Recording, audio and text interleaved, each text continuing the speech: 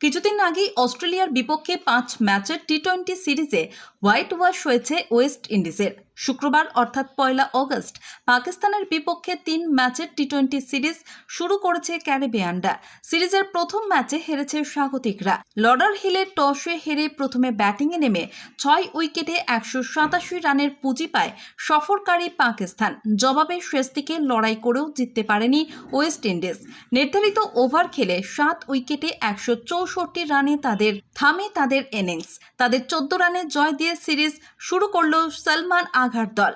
প্রথমে ব্যাটিংয়ে নেমে শাইম আয়ুবের 50-র উপর ভর করে চ্যালেঞ্জিং এক পুঁজি দাঁড় করায় পাকিস্তান। 38 বলে 57 রানের ইনিংস খেলেন আয়ুব। এছাড়াও ফকর জামানের 28 এবং হাসান নওয়াজের ব্যাট থেকে আসে 24টি রান। ওয়েস্ট ইন্ডিজের হয়ে শামার জোসেফ 30 রানে 3 উইকেট নিয়েছেন। এছাড়াও একটি করে উইকেট পেয়েছেন জেসন হোল্ডার, আকেল হোসেন এবং রোমিও শেফার। 179 রানের জবাবটা দারুণভাবেই দিয়েছিল ওয়েস্ট ইন্ডিজ।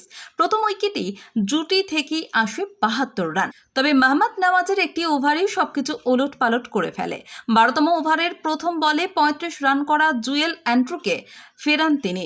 একই ওভারের চতুর্থ এবং পঞ্চম বলে তুলে নেন যথাক্রমে জনসন চার্লস এবং গুদাকেশ মোতির উইকেট।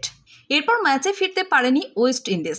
যদিও শেষ দিকে শামার জোসেফ ও জেসন হোল্ডার ভালোই লড়েছেন, তবে তা যথেষ্ট ছিল না। হোল্ডার 12 বলে 30 এবং শামার জোসেফ 12 বলে 21 রানে অপরাজিত ছিলেন। মোহাম্মদ নওয়াজ 23 রান দিয়ে নেন 3টি উইকেট। 20 রানে 2 উইকেট পেয়েছেন শাইম আয়ুব।